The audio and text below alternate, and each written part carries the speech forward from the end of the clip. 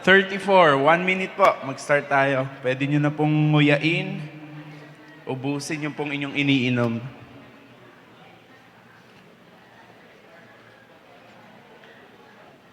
Na-excite yata Ate Lynn eh. Kaya, ay, ang bilis. 35.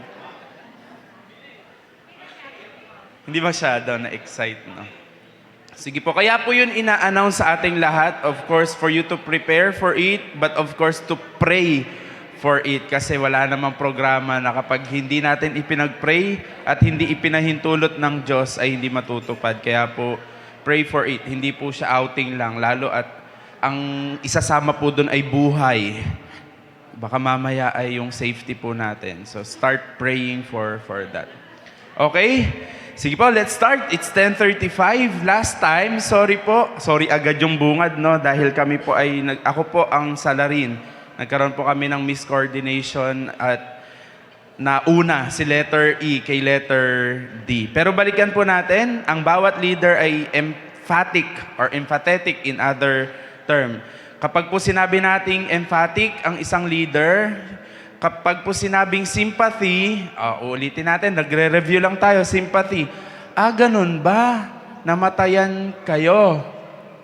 Sympathy. Okay?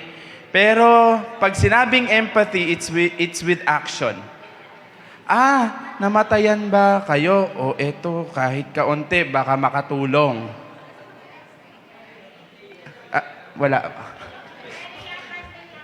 Advance na. Naget po natin, para simple lang siya. Sympathy, that's what you are feeling, correct yon. Pero it should be feeling and then acting, empathize. Okay? Hindi pwedeng, ganun ba? Pagpe-pray kita.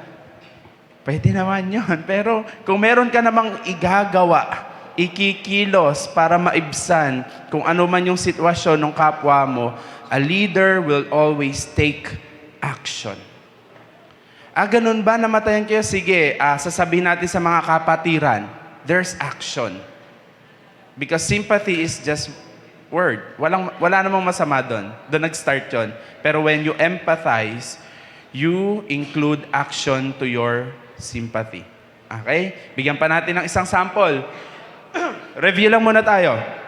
Di ba sabi, hindi, 6 yan. Hindi, 9 yan. Hindi, 6 yan. Hindi, 9 yan. Di ba?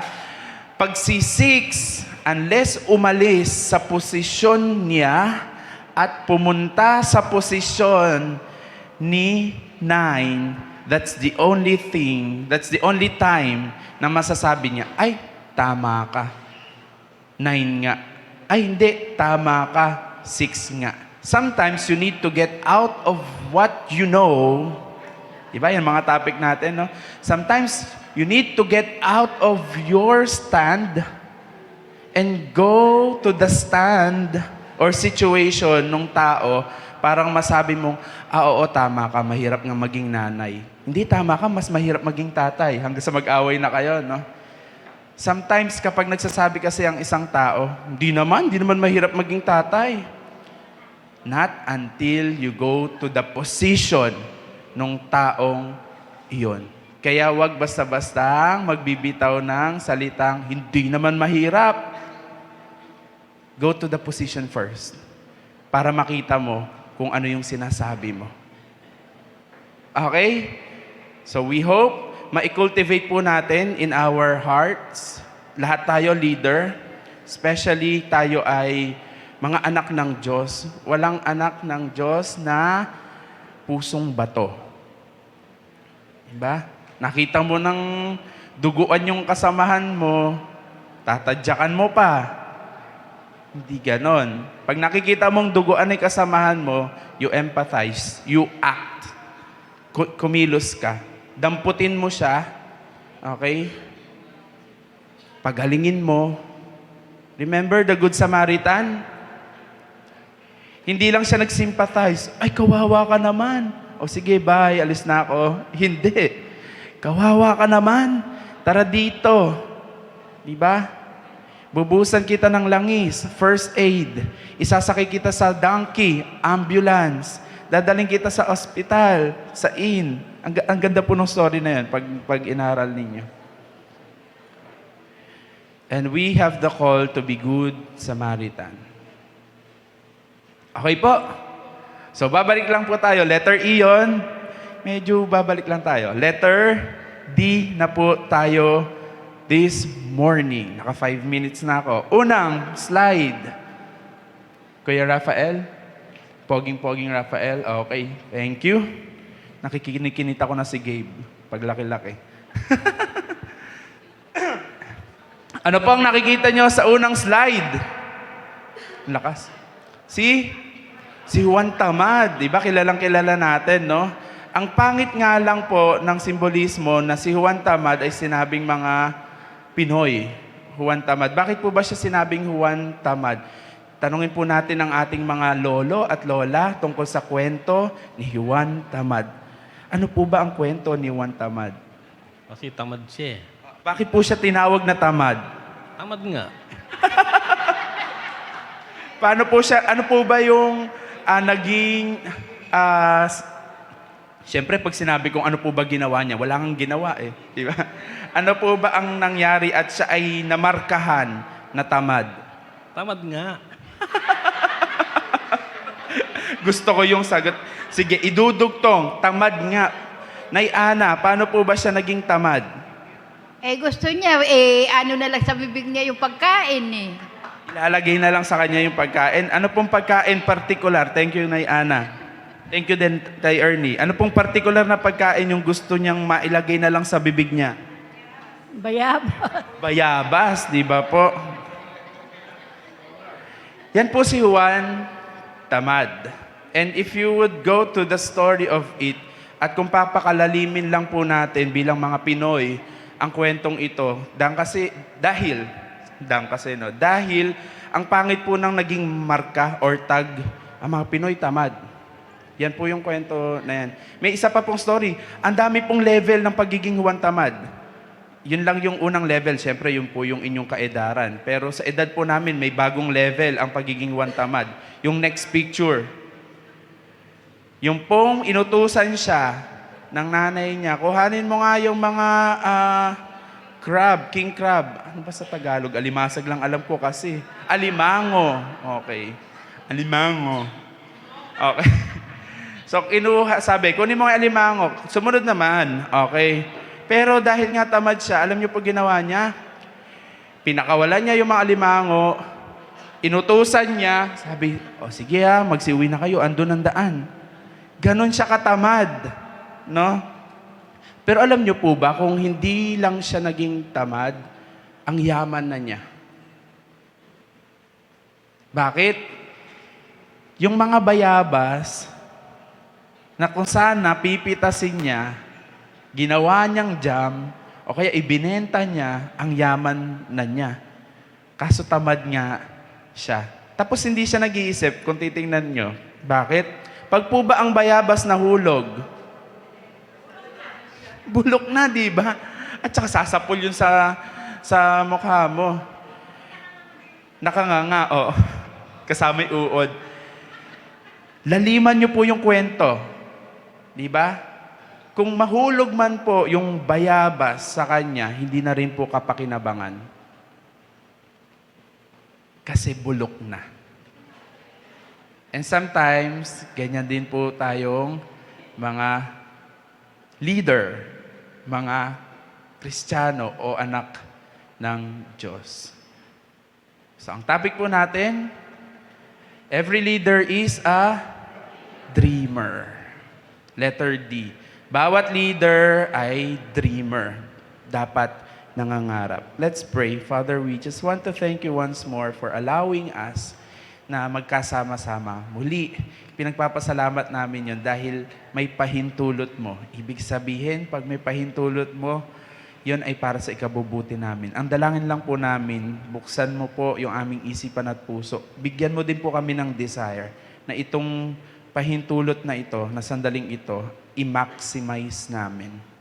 Thank you, God. Sa pag-upo po namin dito, sa pakikinig namin sa iyo, dalangin po namin, hindi lang kami matuto ng knowledge, kundi magkaroon to ng wisdom effect sa amin. Yung bang dadaloy sa head, pupunta sa heart hanggang sa gagawin ng hands namin ang lahat ng ito. Thank you, God. In Jesus' name we pray. Amen. Bawat leader ay dreamer. Okay? Ang tanong, nangangarap pa ba tayo?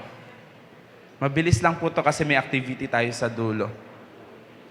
Sige nga po, ilang segundo, pag-isipan natin, nangangarap pa nga ba ako?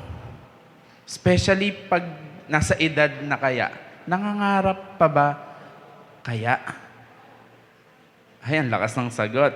Pupuntahan ko po kayo dyan, mamaya. Pero pupuntahan muna po natin yung mas matanda sa inyo. Tay Joseph. Ano po ba ang mga pangarap nyo ngayon? Isa lang. Makapagbigay ng maraming pera sa pamilya ko. Yun. Makapagbigay ng maraming pera sa pamilya niya. Pamilya niyo po ako. Kasama po ako. Kita niyo po yung boses, no? Halatang halata yung boses. Pinagdaanan. Maraming pinagdaanan. Thank you, Tay Joseph. Makapagbigay ng pera sa pamilya niya. Kayo po, ang lakas ng sagot nyo kanina. Diba? Siyempre, wala naman pong... May sasabihin naman po kayo for sure sa lakas ng boses nyo na yon. Ano po ba ang pangarap nyo ngayon? Siyempre po, yung magkaroon po ng sariling bahay. Yun lang po. Lupa po, okay lang, wala. Bahay lang po. Bahay at lupa, okay po. Thank you po. So magkaroon ng bahay at lupa. Saan po? Sa langit. Kiklaim nyo. Basta yung malapit po dito. Oh, malapit sa church. Ayun po sa kabila. Joke lang po. Amen. Okay. Ay, loko. Thank you, Lord. Di ba ang sarap mag-aral? Di ba? Nakakatuwang mag-aral. But going back seriously, kidding aside, tanong sa ating lahat, nangangarap pa nga ba ako? Di ba? And what kind of dream do I dream? Down to the second slide. Last two slides. Next slide. Punta natin yung verse. Okay? In Acts and in Joel, sa Acts, it's the parallel of Joel, si Kuya Joel. Diba? Sa Joel, ang sabi po doon, in verse 28, in the last days, God says, I will pour out my spirit on all people. Your sons and daughters will prophesy. Your young men will see visions. Your old men will dream dreams. Dream the impossible. Dream. Yeah, di ba? Subukan po nating limi-limin. Sa Joel po, pag binasa nyo, 3 chapters lang naman po ang Joel, basahin ninyo. Pero, ang mababasa nyo po doon ulit-ulit. Yung locust, the swarming locust, the crawling locust, the locust. Hindi po. Yung pong Joel kasi, sila ay galing doon sa famine or pagkawarak, pagkasira. Okay? And those days are also days na kung saan ito yung papalapit na sa silent years. Pag sinabing silent years, walang naririnig mula sa Diyos. Okay? And here comes a verse saying, I will pour out my spirit. Kaninong spirito? Sa Diyos. Sino nagsabi? God says. Alam niyo mga importante pong phrase yon. God says. God declares. Importante yon kasi para malaman natin kung sino yung nagsabi o sino yung nagsalita. Para mapanghahawakan natin. Ano po yung sabi? I will pour out my spirit to all people. Your sons and daughters will prophesy. Young men will see visions. And your old men will dream dreams. Noon kasi napaka-importante po ng vision. Okay? Doon kasi nangungusap ang Diyos. Importante din yung prophecy. Okay? Doon kasi pinapasabi kung ano yung gustong sabihin ng Diyos. But now, tanong natin, meron pa po bang prophet ngayon? Yan yung mga pinagdedebatihan ngayon eh. So hindi po natin yan magiging topic. Hindi ko po yun isasaklawin. May prophet pa ba ngayon? May vision pa ba ngayon? Di ba? Huwag na natin palalimin. Doon na lang tayo sa simpleng word. Dream. Your old men will dream dreams. Question. Next slide. Yan na pala yung second to the next slide. What hinders us from dreaming? Bilis lang, di ba? Ano bang humahad lang sa'yo para mangarap?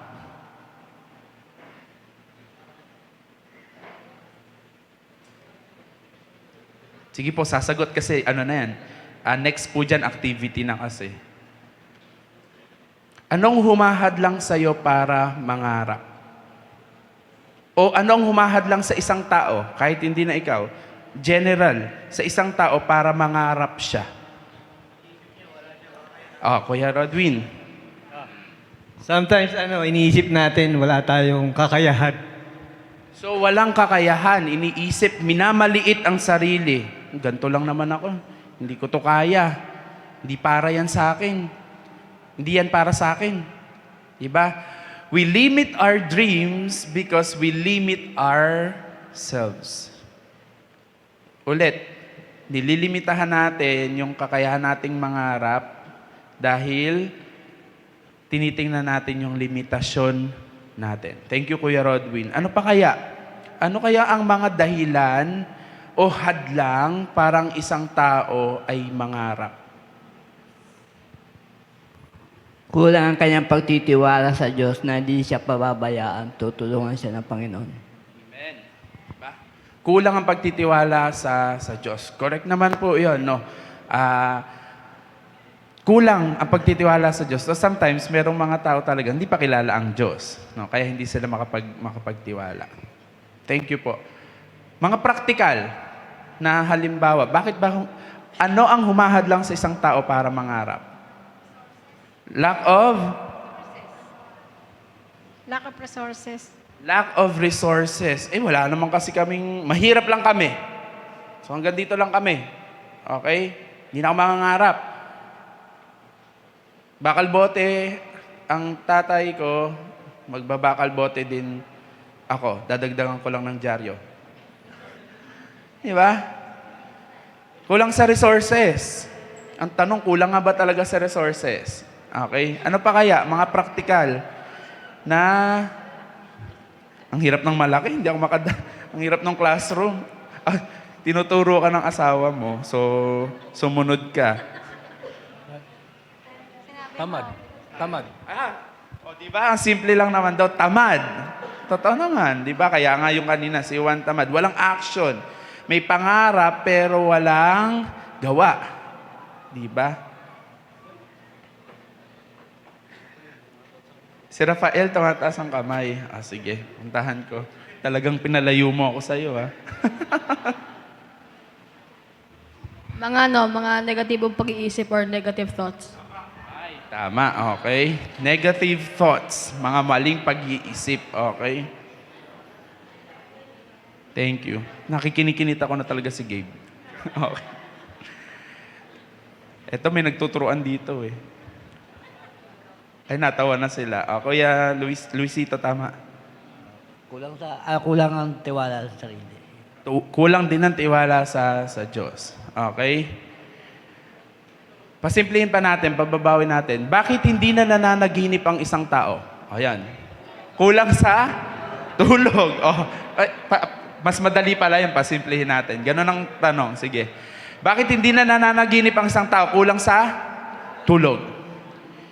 Palalimin naman natin ngayon. Totoo yun. Ang dami sa atin, kulang na tayo ng time mangarap. Sa isang araw, gigising ka kaagad, gagayak mo di ba, gagayak mo lahat.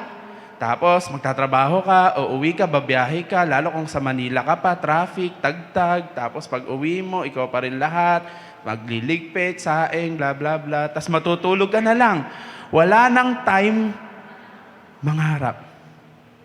O sometimes, may time nga managinip, ang napapanaginipan, yung urungin ko, yung labahin ko, yung platyahin ko, tiklupin ko. Alam mo yon? Ulit-ulit na lang yung pangarap niya, ulit-ulit na lang yung panaginip niya. So isang practical po na halimbawa, bakit hindi na nakakapangarap o nakakapanaginip ang isang tao, walang time maupo. Walang time manahimik. Walang time magmuni-muni. Alam niyo po yung mga kapatiran natin na may edad katulad po namin, kaya po sa bawat bahay, kadalasan noon ay may tinatawag na, hindi ko ma-action eh, tumba-tumba. Okay po?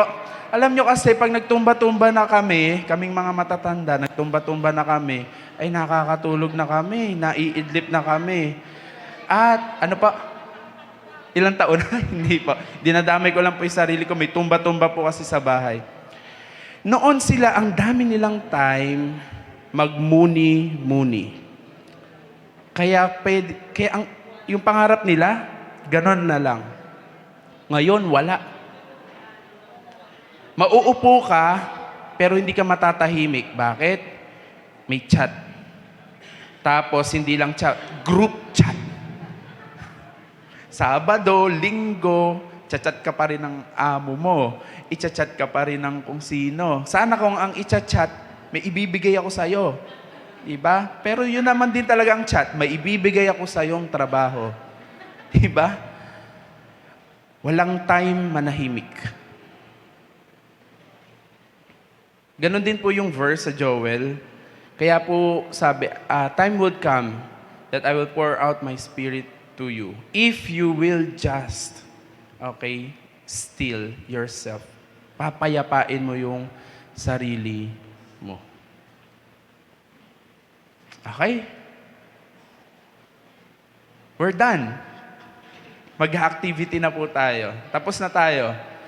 Ang dalangin ko po, dito sa topic na to, lahat po tayo ay matutong bumalik sa pagiging dreamer. Pero ngayon, may activity po tayo. Patulong na lang po na maipamigay ito. Thank you. Thank you, Ate Lisa. Thank you din kay Ate Beth. Nag-print po siya. Bibigay po sa inyo ang isang papel na may cloud. Kaya po cloud yan. Sige po, habang pinamimigay.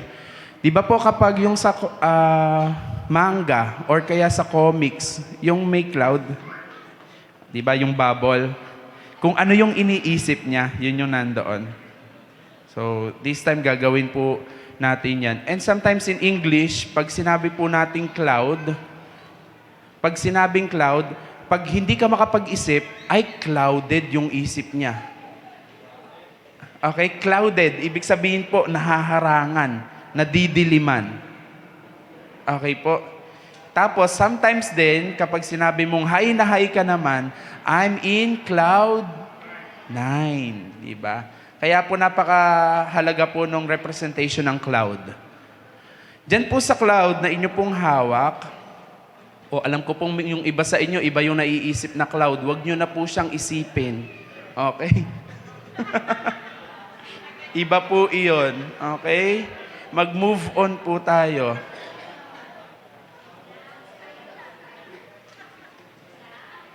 Lahat po ba ay may cloud na? Wala pa. Salamat po sa nagpapamigay. Thank you, Ate Esther, Ate Beth, and Ate Alisa. Huwag muna po kayo magsulat. Huwag muna po magsulat. Instructions muna po tayo lagi.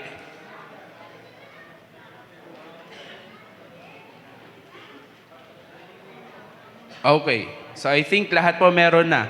First instructions. Sa notebook nyo muna po. Sa notebook nyo, notebook muna sumulat po kayo ng mga pangarap ninyo.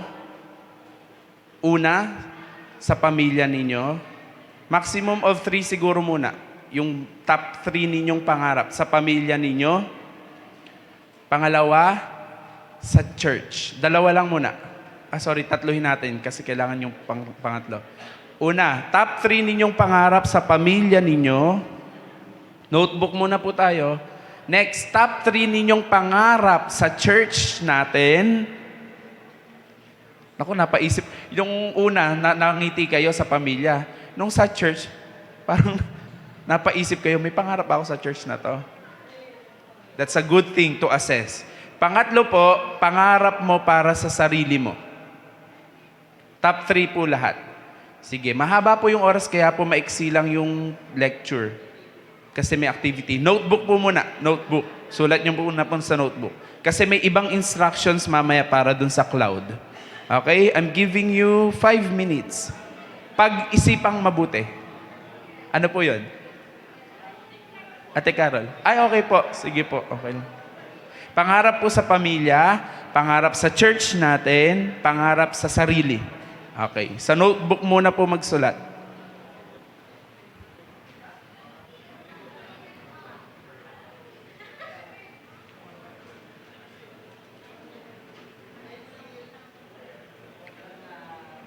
Take your time po. Mag-focus sa sarili ninyong papel. Ito po. Thank you, Pastor. Ito po may panulat po.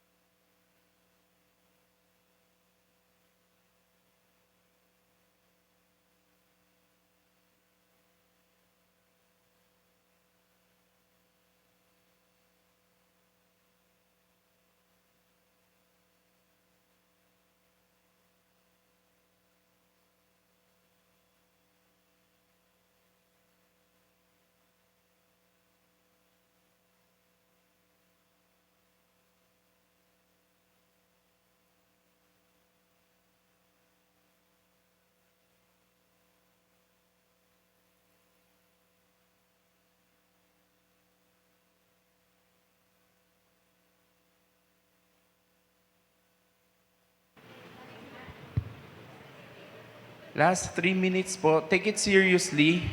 Put your heart to that activity. Seryosohin niyo po.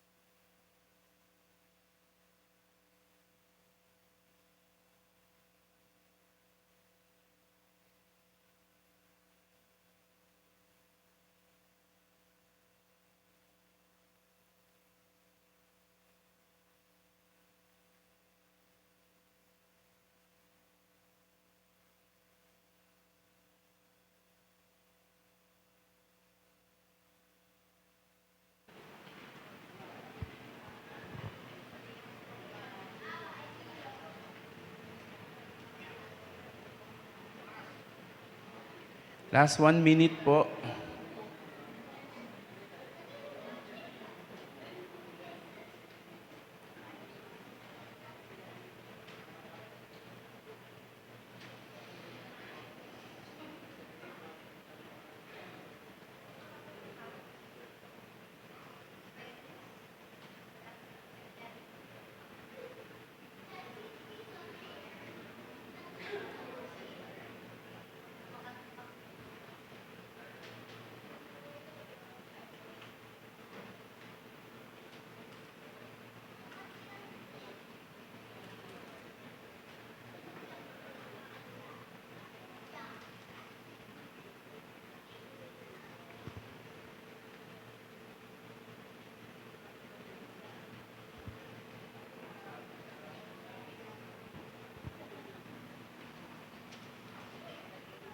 Okay.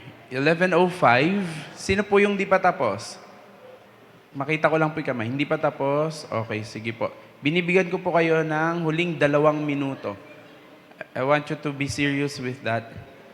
Bago ko po sabihin yung second instructions. Family church, sarili. Sarili.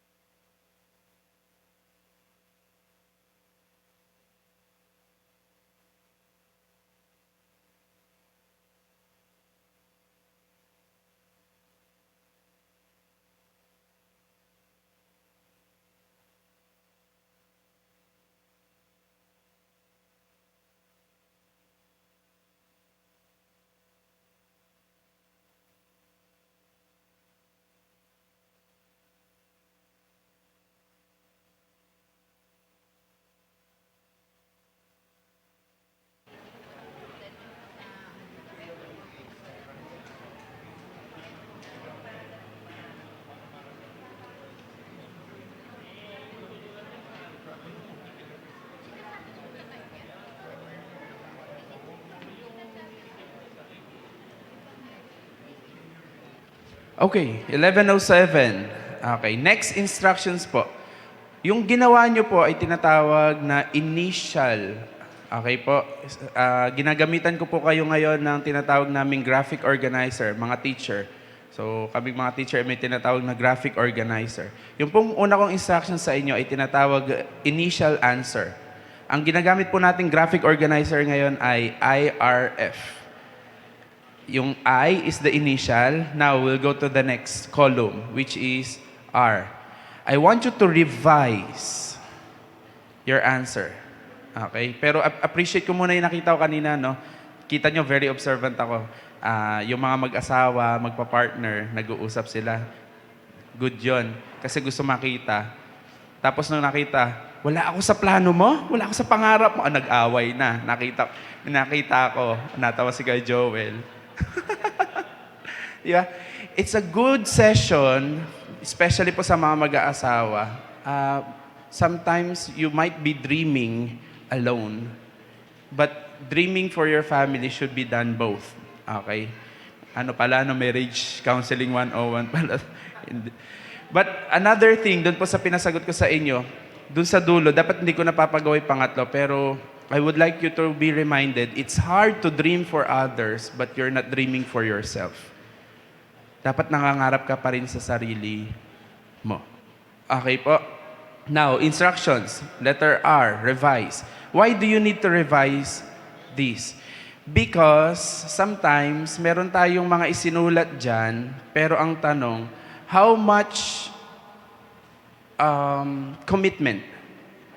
How much are you willing, okay, to give yourself dyan sa pangarap na isinulat mo? Sometimes kasi, nangangarap tayo, pero ayaw naman nating isama yung sarili natin dun sa pangarap natin. Halimbawa, dito sa church, pangarap ko na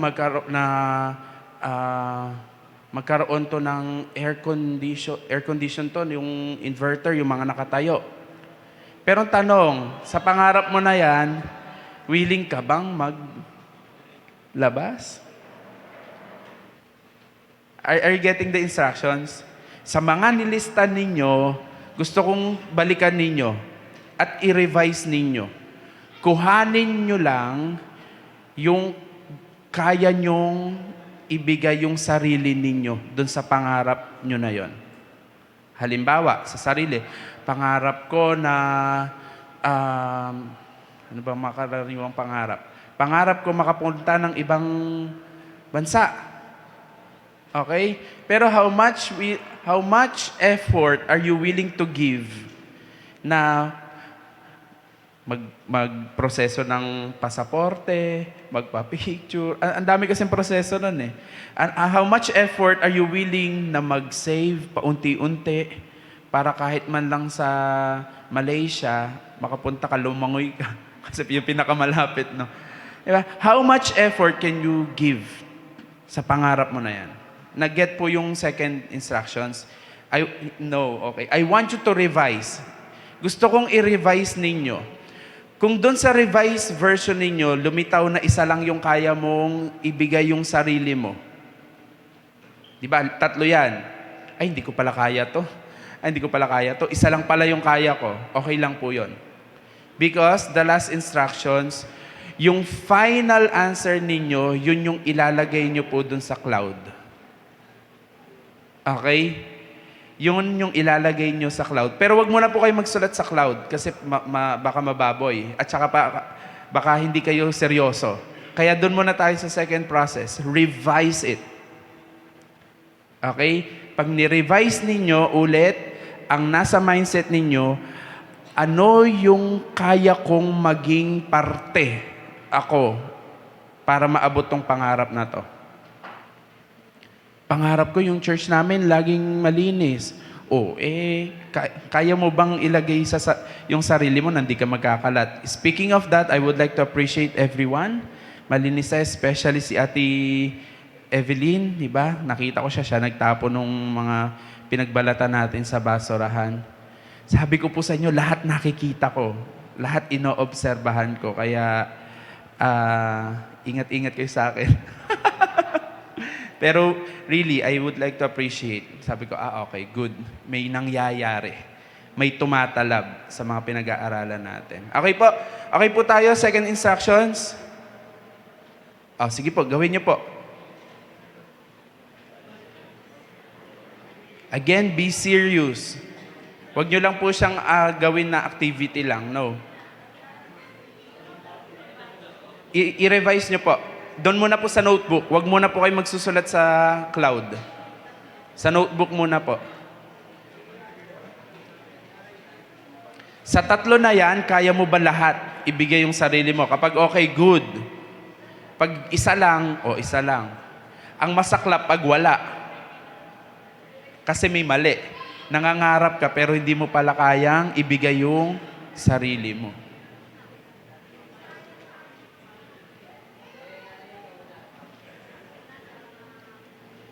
Sige po, take your time.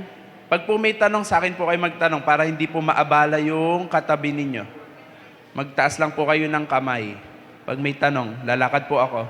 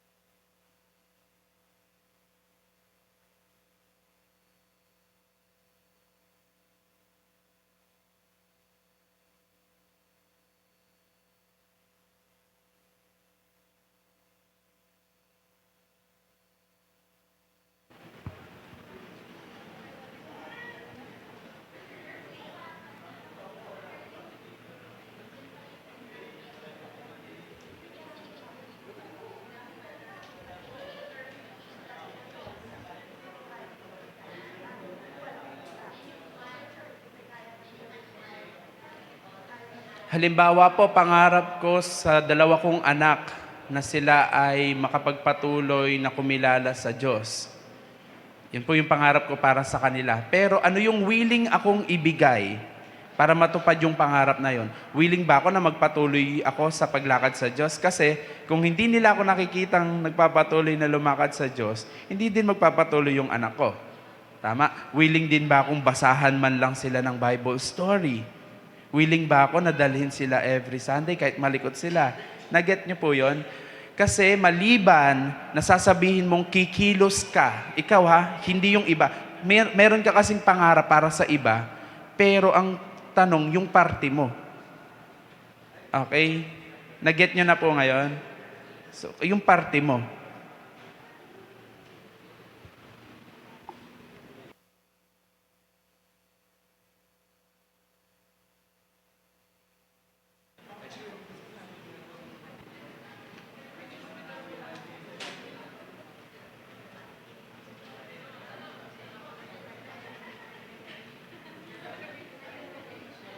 Last 1 minute po.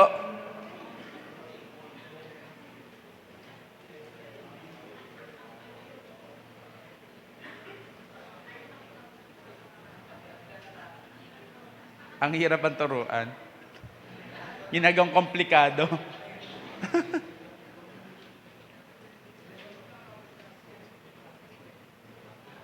Ulit, yung sinusulat nyo po, ang tanong niyan para sa sarili ninyo. Kahit yan ay pangarap nyo para sa iba. Kahit yan ay pangarap nyo para sa church. Ang tanong ay yung sarili ninyo o natin, ano yung kaya nating ibigay para matupad yung pangarap na yan. Dahil wala pong pangarap na natutupad ng walang kasamang gawa or kilos. Kasi ang tawag po doon, hindi po siya vision. Ang tawag lang po sa kanya ay ambition. Pag ganon.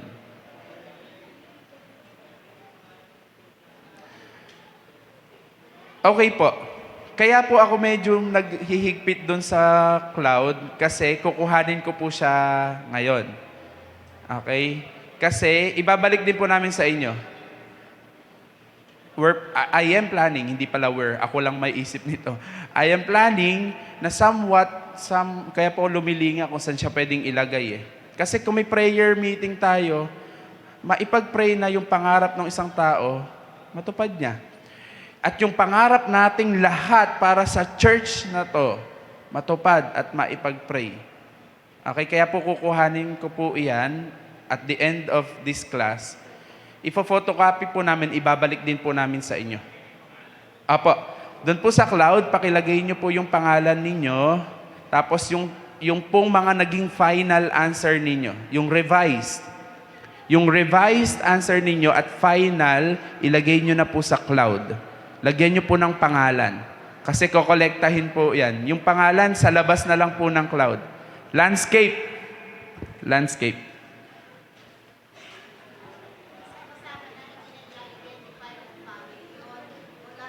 Ganun pa, pwede naman pong lagom-lagom, pero mas maganda sana kung identified po siya. Segregated ng family, church, at saka po sarili. Okay? So, finalize nyo na po dun sa cloud. Sulat nyo po yung pangalan sa labas ng cloud or kung saan nyo man po na isulat.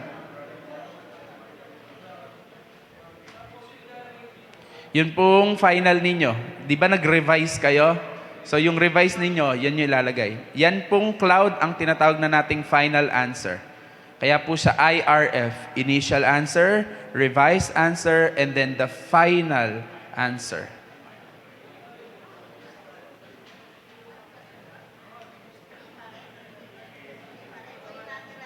Yun na lang po natira, yung revise na, yung na-revise nyo na po.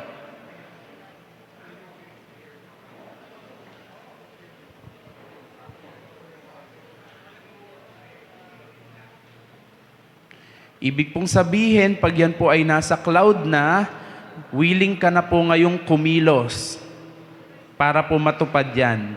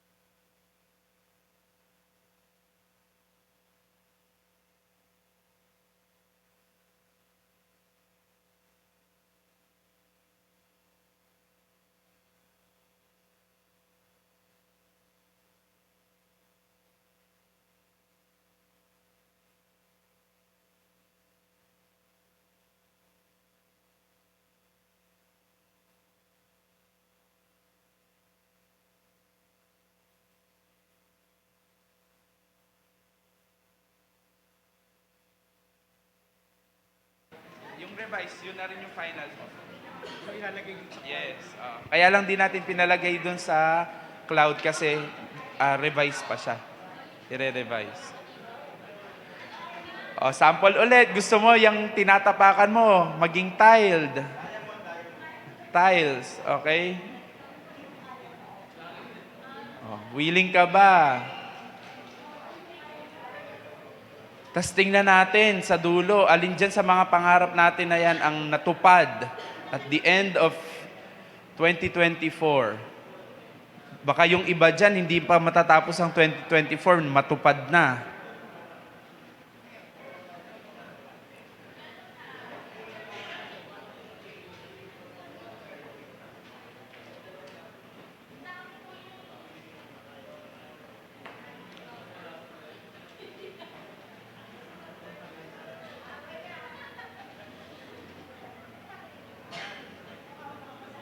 Pamilya mo, gusto mo, pangarap mo na nitong taon na to makapag-banding kayo, makapunta man lang kayo sa beach.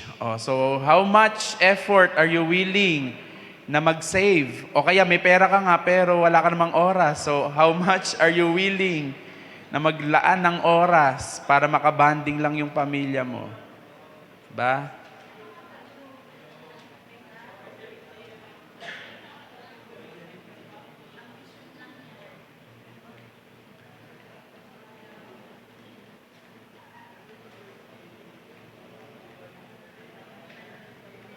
Sa mga kabataan, pangarap ninyong maging honor.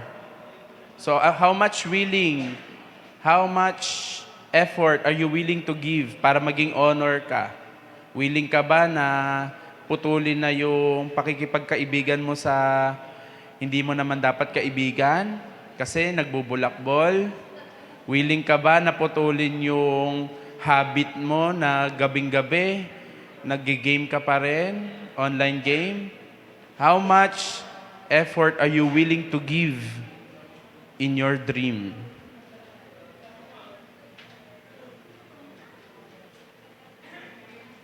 Excited po akong mabasa yung pangarap nyo para sa church.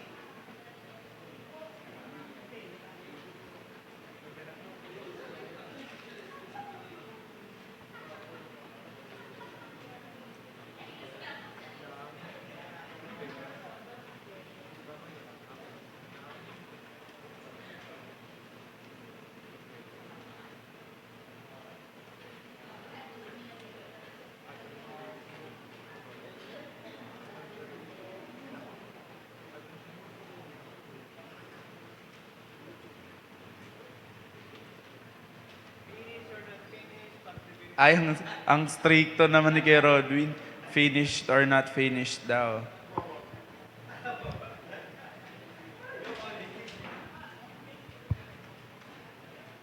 Ayan, natapon ng alcohol. Okay po. 11:26 na, 11:30 kasi tayo nag-start. So meron na lang akong 4 minutes. Hopefully matapos nyo po yan. Okay?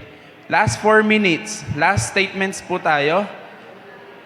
Naranasan nyo na po bang minsan ay maupo sa bahay ninyo, tapos makita ninyo, ay, may kulang dito. Madalas tinuturo si CJ. Taas nga po ang kamay, makita ko lang po, yung naranasan nyo na yung ganyan, yung naupo kayo, tapos ay, kulang ng cabinet dito. Ay, parang dapat mas maganda may table dito. Walang nakaranas. Ayan. Kadalasan po ng pangangarap nangyayari kapag ulit nakaupo ka, luminga-linga ka. Okay? Ito po nangyari sa church, ang nangyari. Hindi nangangarap. Namimintas. Ay, bakit ba walang ganito? Ay, bakit ba walang ganito? Luminga nga, naupo nga. Bakit ganito? Ay, ba't ganyan? But the question is, doon ba sa tinanong, bakit ganito, bakit hindi mo gawin? Ba't ang panghin ng CR? Ba't di mo buhusan? May tabo naman, meron namang tubig, hindi mo buhusan. Bakit babasa naman lagi yung CR? Kumuha ka bakit hindi ka maghanap ng basahan, tuyuin mo? Bakit hindi ikaw ang kumilos at gawin para matupad yung pangarap na yon? Sometimes, nauupo tayo, ang nakikita lang natin yung mali. Pero ayaw nating maging parte para yung mali na yon ay maitama. Kaya po maraming pangarap ang hindi natutupad. Okay po? Mapa pamilya, mapa church, at mapa sarili. Pakitake note po ang verses na ito, 3 verses, last 2 minutes. I'll end with prayer. Para po ma-remind lang tayo. Baka kasi mapunta tayo dun sa pangangarap lang natin na maging makamundong pangangarap. Pero paalalahanan po natin ang ating sarili. Psalms 37:4. Ano po ang sinasabi ng Psalms 37:4? Delight yourself in the Lord and He will give you the desires of your heart. Sabi po ng verse, hindi masamang mangarap. Hindi masamang mag-desire.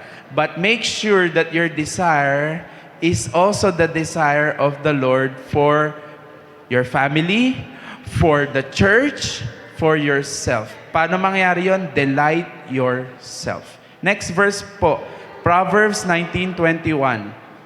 Proverbs 19:21 says, many are the plans in a man's heart, but it is the Lord's purpose that prevails. So marami ka man plano, pero pag hindi mo sinama ang Diyos sa plano mo, hindi yan matutupad. Because it's only the purpose of God that prevails. Ibig sabihin sa lahat po ng sinulat nyo dyan, ano bang purpose ng Lord dyan? Bakit mo yan pangarap? Proverbs 19:21. And last verse po natin, very familiar, Proverbs 3:6. In all your ways, acknowledge Him, and He will direct your path. Let's pray. Father, we thank you that once again, you reminded and stir up, hinalukay mo muli, kinultivate mo yung spirito sa amin ng pangangarap. Because you are the God of dreams. You're the God who gives dreams. Salamat po na sinabi mo in Joel that time would come that you will pour out your spirit for the people to go back in getting vision, in getting prophecies, in getting dreams from you. Galing sa'yo lahat ng iyon. At dalangin ko po lahat ng isinulat namin. Samahan mo po at dalangin ko po, nawa, ito talaga yung pangarap mo para sa pamilya namin, sa church na ito, at sa sarili namin. Patuloy po kami na lalakad ng mayroong pusong nangangarap. Dahil ang puso po namin ay laging may pag-asa. Nakakatagpuin mo po yung aming pangarap sa inyong kaparaanan at sa inyong kapanahunan. In Jesus' name we pray. Amen. Kokolektahin ko po yung inyo pong cloud. Kokolektahin po ni Ate Beth. So bago po kayo lumabas ng pintuan, make sure po na maipasa nyo po yung inyong cloud. At paki-attendance po kasi last last 2 topics po tayo at mag-graduation na po tayo. Ang basihan po ng certificate ay yun pong attendance. Okay po. Pero attend pa rin po kayo kahit hindi nyo po nakompleto. Pakipasa na lang po kay Ate Beth.